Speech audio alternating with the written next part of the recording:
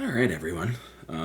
Welcome to what is going to kind of be a 2025 year in review for tabletop role playing games. Kind of just like what I've done, new things I've discovered, projects that I've started. Start with the most obvious, just because I feel like this is what my channel's mostly known for at this point. But Dungeoneer Design Journal. I started this in September. I got it for my birthday in August, and then started in September, on September 1st. And we are now at December 18th. And boy howdy, does it feel good to do all these check marks or X out all these boxes. But yeah, this has maybe been the thing I've been most excited about this year for just RPGs in general. Getting to come up with, I don't know, like just from scratch a mega dungeon, which is what it's supposed to be. Mine has kind of turned into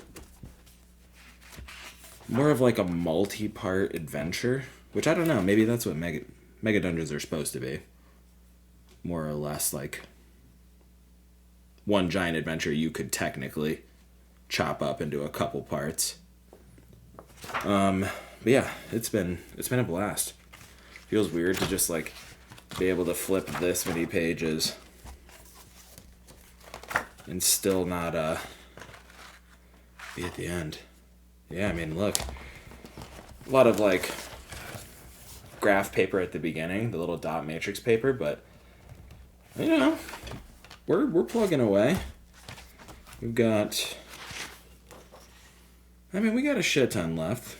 This whole section up here, and then July and August. But yeah, if this interests you at all, truly, Pandion Games. This is fucking awesome. It's obviously original concept, Sean McCoy with Dungeon 23, but having it in like a just package product like this makes it really easy to just like keep this thing on your desk and grab it once a day, maybe once every other day if you want to play catch up with 2 entries. But yeah, Pandion Games Dungeoneer Design Journal, it is so fun. And kind of hand in hand with that, learning to draw. It's been something that I wanted to do for like a long time, but I've just been kind of a coward about it. I don't like not being good at things when like upon immediately starting them. So drawing has always been something that's stressed me the hell out. But learning via Proco, which is Stan Prokopenko's. Is that how you say it? Stan Prokopenko? Yeah, I think. I'll post the information in the description. But yeah, Proco is a cool website that's just like, illustration and just perspective principles. Walk you through everything. And so I've just been I've been drawing a bunch of boxes, weird shapes, fantasy bows, ant heads, weird little cylinder reptiles. Truly though, cylinders. These are the things that it's like the bane of my existence. I can draw boxes all day long, but getting cylinders down has been pretty damn hard. But, proud of the work I've put in. We're getting there. Proud of this mountain. But yeah, it's fun to just kind of grab this and doodle, and I usually try to jot something down in it, or I guess sketch something out before I do my Dungeoneer entries. I need to focus a little harder and just kind of like lock in when it comes to drawing. But that's the downside of having a lot of interests and a lot of hobbies. Although we have kind of funneled it into like things that work in tandem. So, yeah. Drawing. That's another thing that's been pretty prominent in my day-to-day life. So yeah, where do we want to go from here? Let's look at the things that we've played this year. So, to start it off, Cairn. Kind of the RPG that started it all. I don't know why or how. Oh, no. Here's the timeline. Rediscovered my 5 ebooks.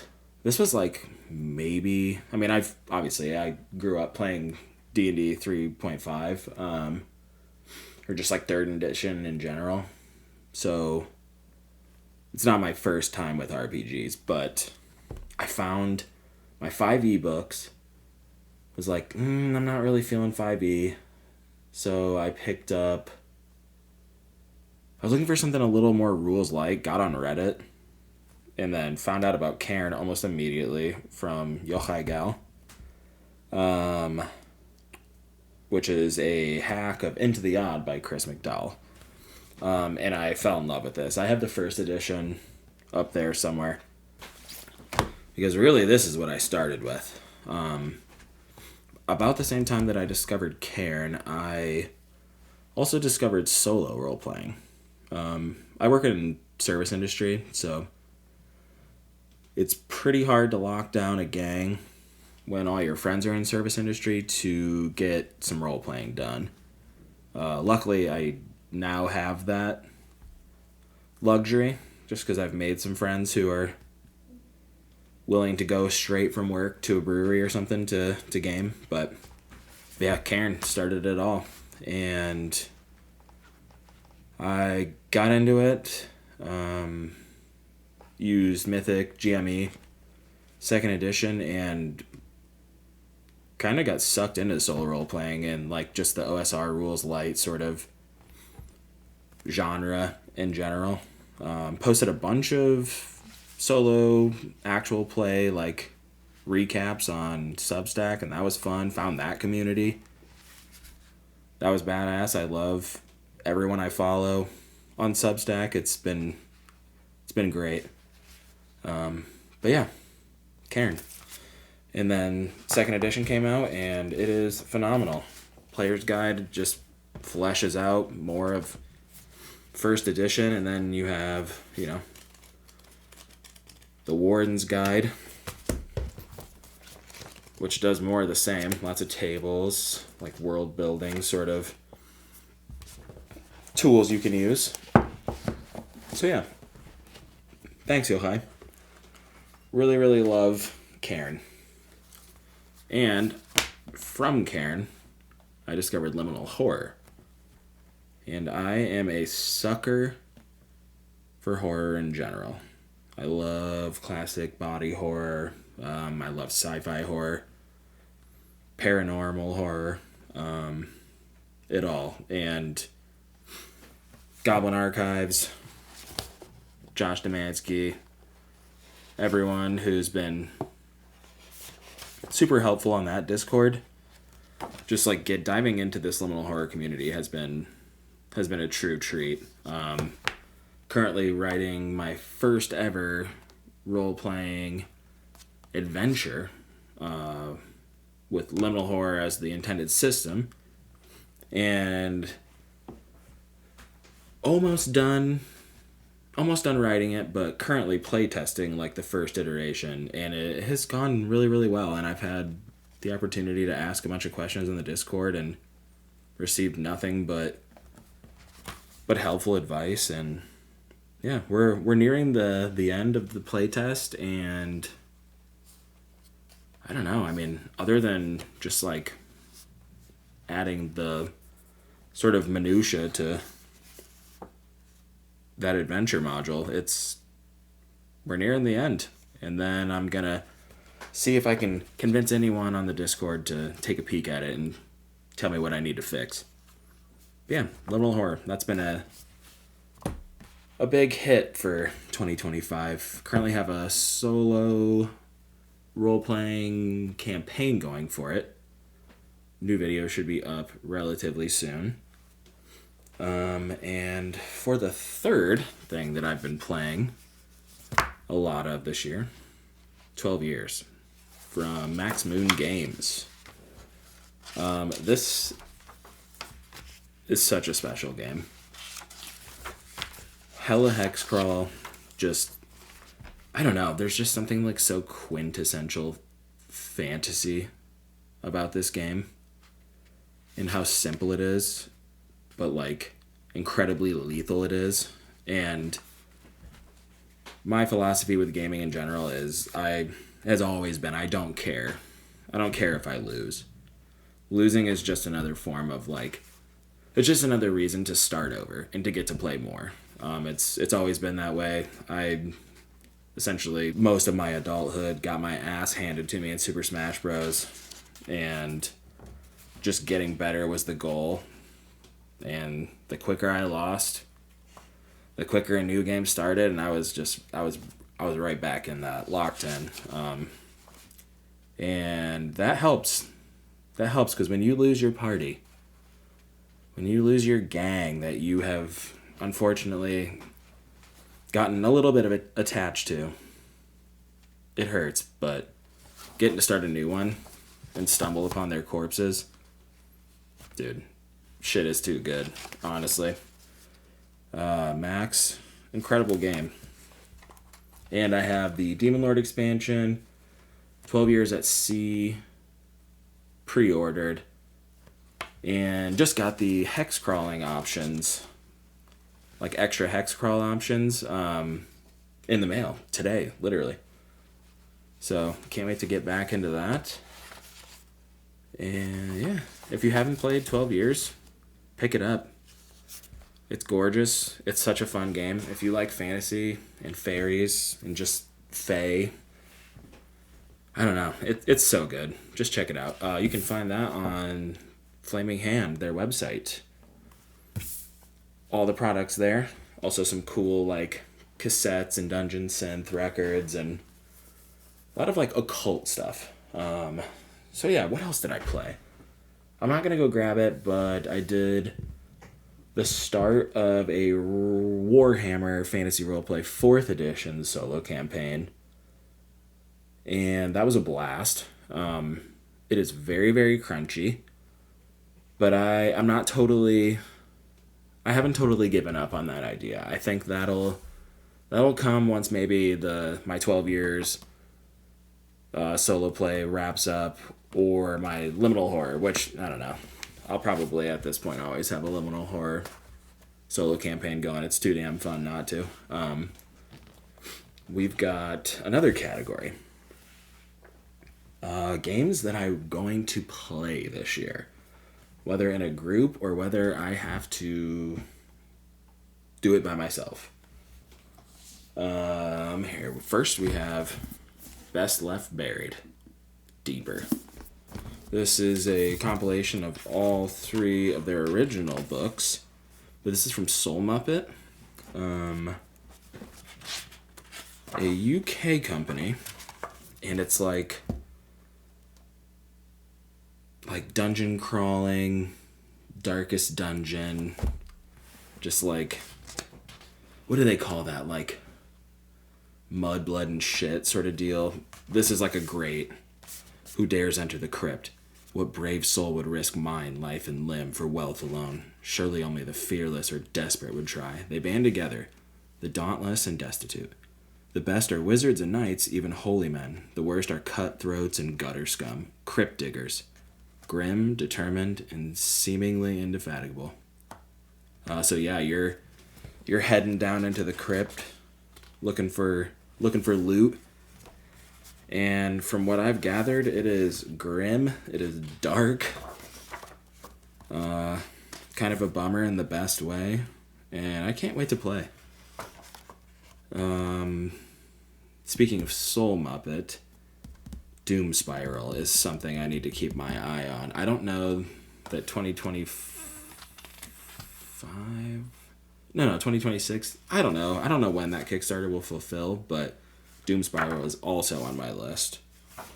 From what I've seen from their Kickstarter, it looks gorgeous, all of the material. But yeah, Best Left Buried, that is on the list. What else do we got here?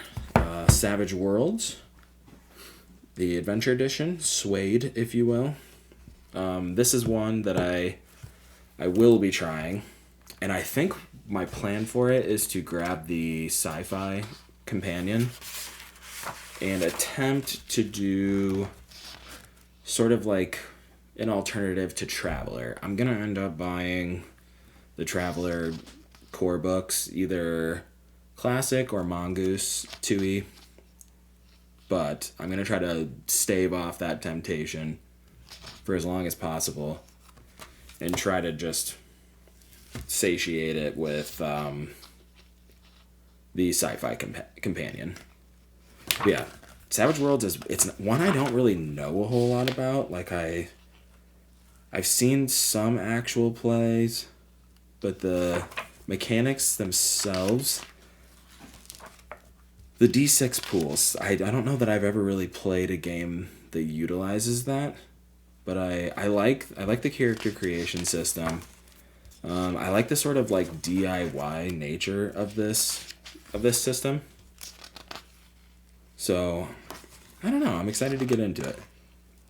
But, oh wait, is this, yeah, like the build, is this the build you're making races? See? How cool. You can, from what I've gathered, this is like, if you have an idea, Savage Worlds is a system that can most likely get you where you need to go. Kind of genre neutral. But the companions seem pretty cool. The horror one looks awesome, and the sci-fi one is, from what I've read, the best of the bunch, with fantasy being the other and the superheroes. But the sci-fi one specifically, I'm looking for sort of a sandboxy, meandering, like sci-fi romp. I played through Citizen Sleeper, the first one, this year, and ooh, that scratched an itch I didn't know was itching. So I want a sandbox to roam around in, and I think this is going to be my tool to get there. Next, Torchbearer, 2nd edition. From what I've gathered about this game is that it is quite horrifying.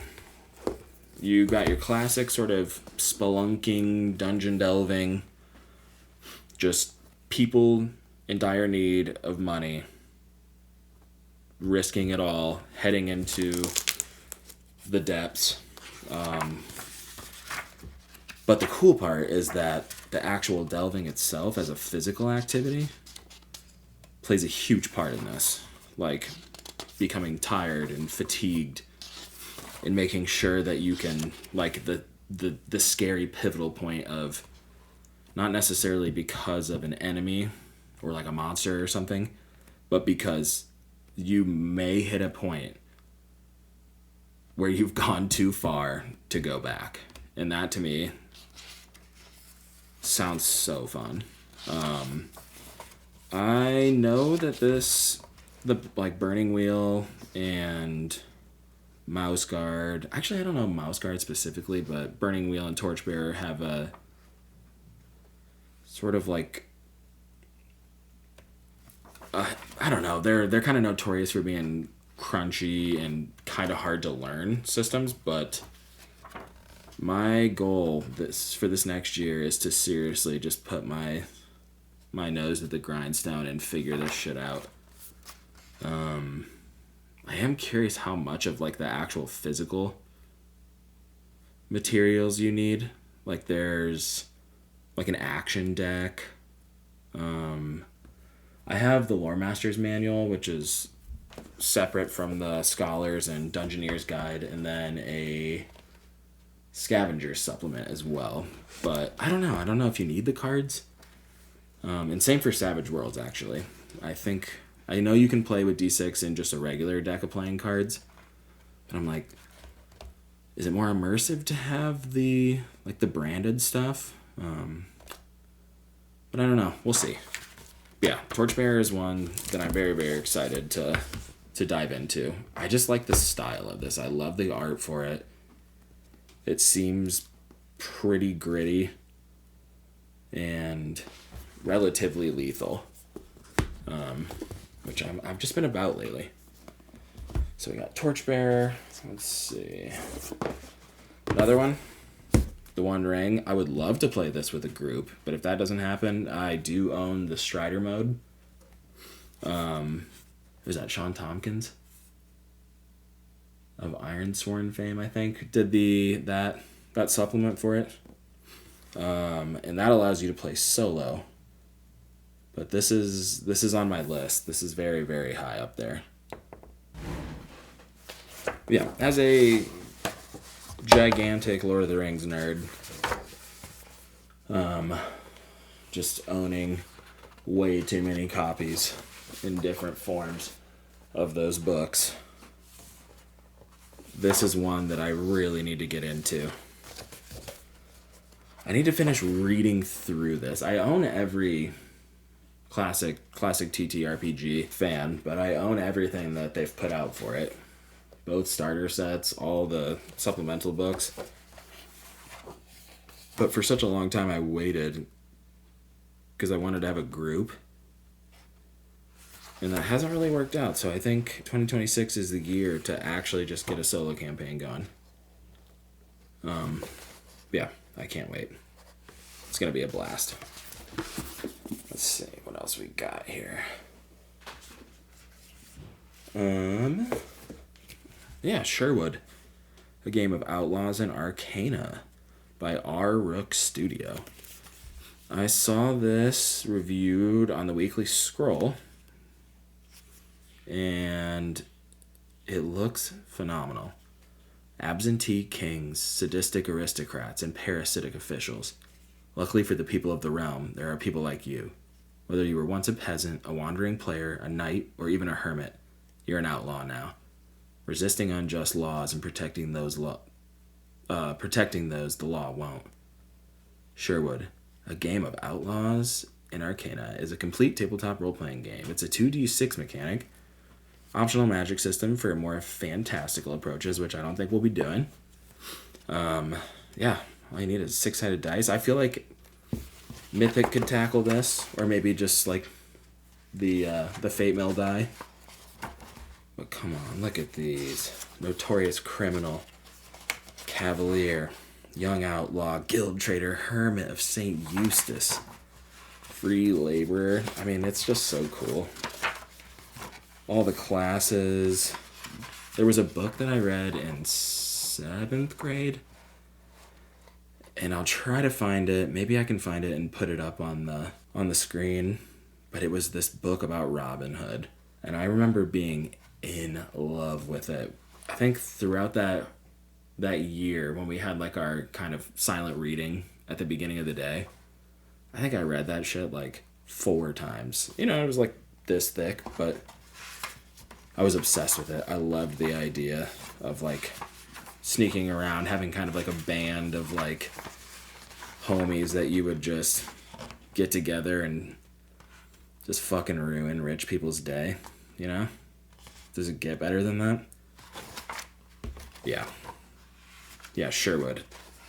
I can't wait to check this out. So that'll be happening in 2026, for sure. Foundlings is one that I picked up kind of recently. I love the cover. It's a game by Giles Pritchard, and I'm going to assume art and layout by Tom Salai Favier or Favor, one of the two. I don't know if he's French or not, but yeah, it's kind of an interesting game. It's got the Foundlings. They're survivors who have managed to eke out a living on the fringes of the polluted forest their forebears once called home.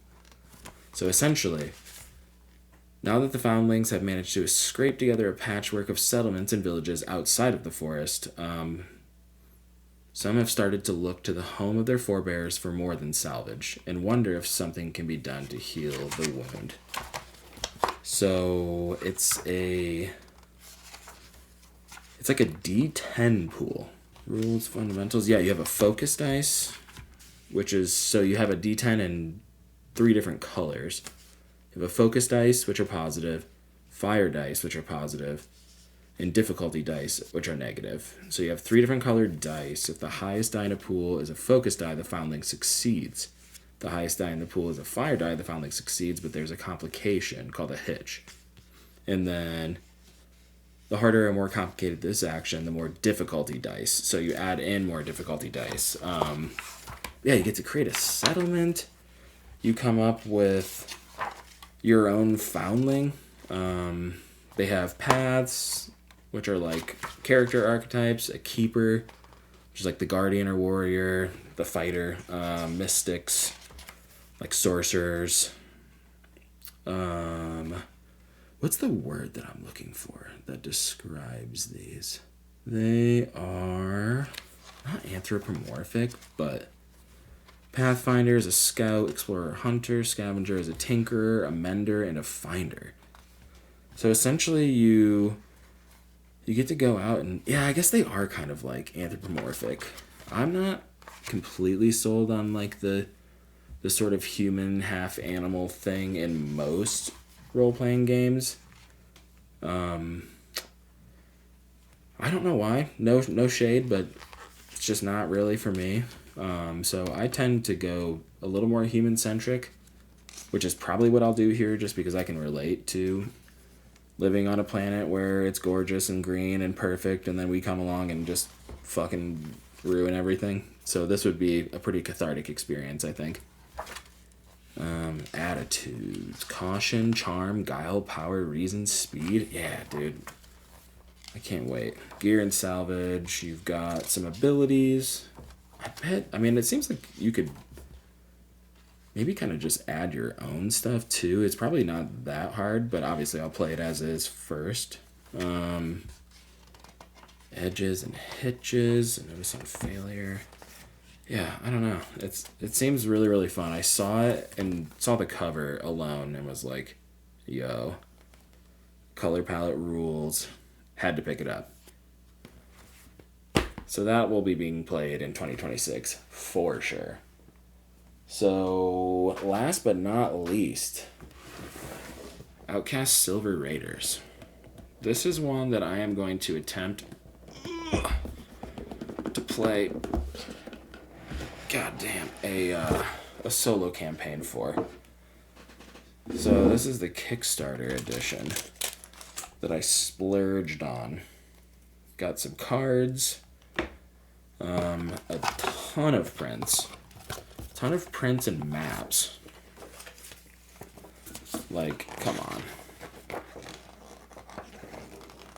How do we want to do this? The abandoned town of Great Stalking. Like, the art's just so badass for this game. We love the reds and the blacks. Marish Landing. It's so tight. DeBrucken Abbey. But yeah, you get with the Kickstarter version, you get a ton of art prints, full-on map. It is a hex crawl system, so you're exploring like Mythic Scotland. I kind of think of it as like if like the Satanic Panic was legit. That's like the world that this like your characters would live in, or at least that's what Isaac has said, the creator of the game. But yeah, game master screen. Love the little 4 panels here. Yeah, dude, the player's guide, the referee's compendium, and the Mythic North. Look at this fucking monster. It is a monster.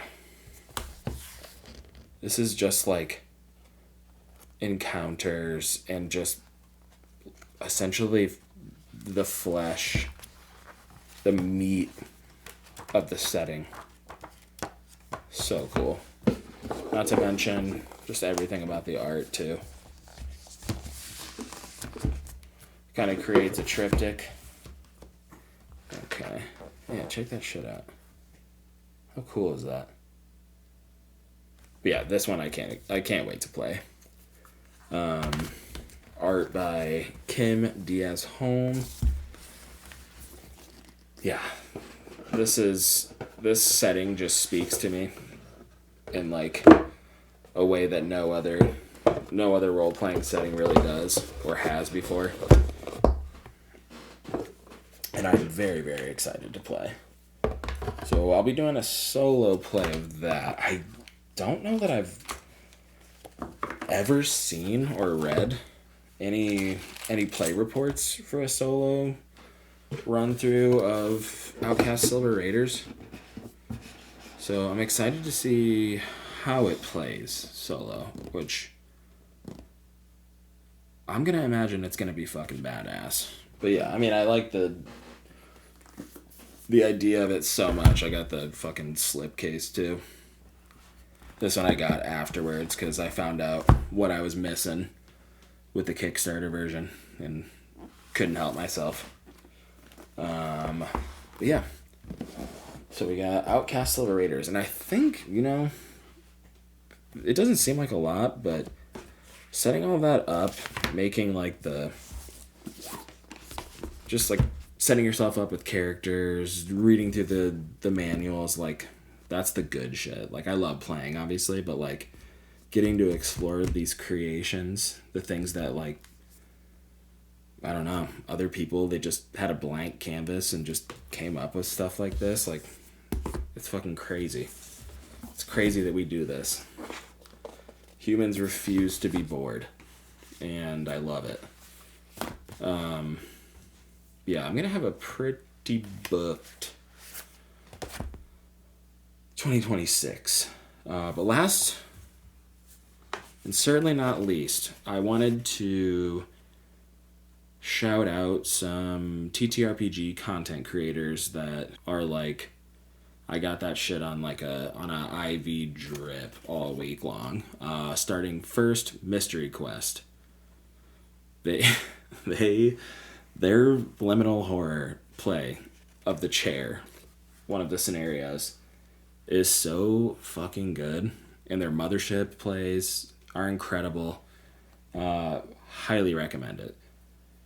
Check them out. Tom is a wonderful GM, and Lydia, who's also a regular, is completely unhinged in the best way possible. I love it. I love her character and the chair.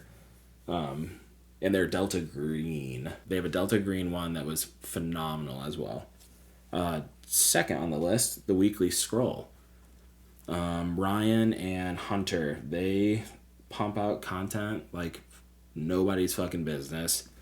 And they deep dive the shit out of some RPGs that I would never have heard of otherwise. So, huge thanks to you guys. Y'all fucking rule. I love your shit. Never stop doing this, please. Third on the list, we've got the Dungeon Dive. Daniel is kind of like he's kind of like tabletop royalty. He's got everything. He's played everything. He's a solo boy. He's sort of diving into video games, but the video games that he has picked out so far have been very, very wonderful to watch.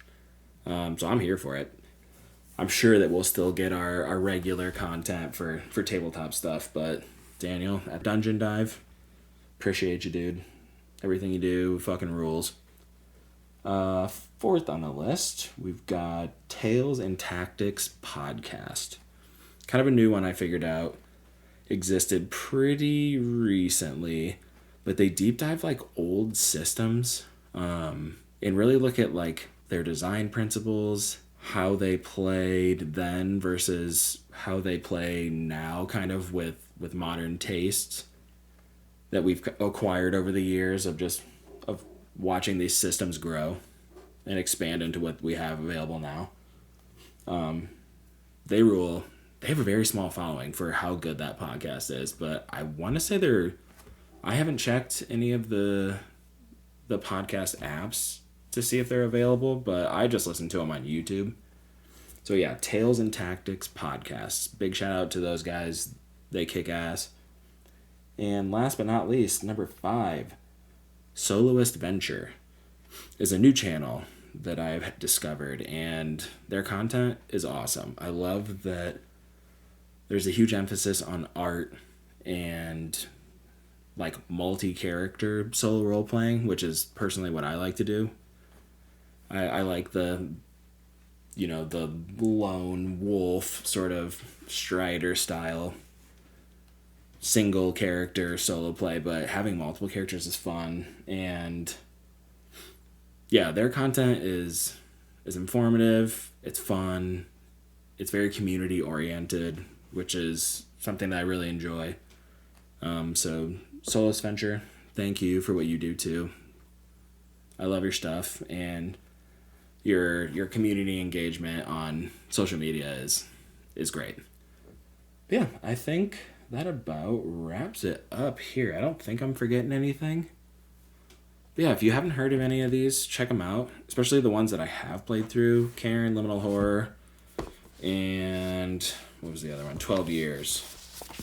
These 3 have taken up quite a bit of time over the past year, and I wouldn't want any of it back. It was all a blast.